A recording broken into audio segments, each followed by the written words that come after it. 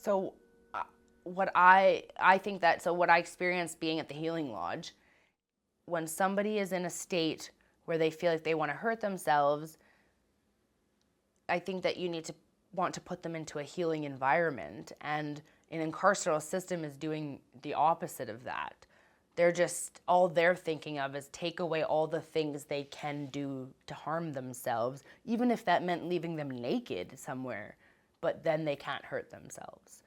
They think that's safer than maybe calling in an emergency psychologist and saying, let's take you to a quiet room where the two of you and a staff can monitor, and you two can talk and figure out why you want to harm yourself. You know, like I said before, figuring out the why will prevent the cause. The lack of people's interest into wanting to understand where people's emotions are coming from is concerning. And the more conservative we get, the further away from connection we get. You know, it's like we want to, you know, everybody, I don't know how people think that just putting people in there for a certain amount of time is going to fix any problems, if you're not explaining how to fix the problem. I always relate it to when you punish children. You don't not explain to them what they're being punished and how to fix the problem.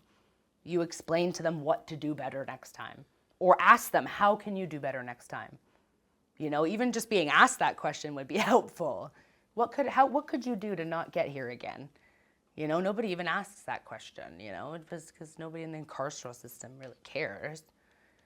I think that, unfortunately, the carceral system in general, you clearly make money per inmate.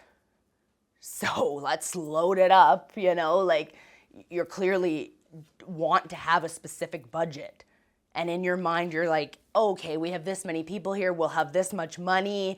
Well, once you've spent that money, well, then I guess you're not releasing people because you already spent the money that you have for them being here.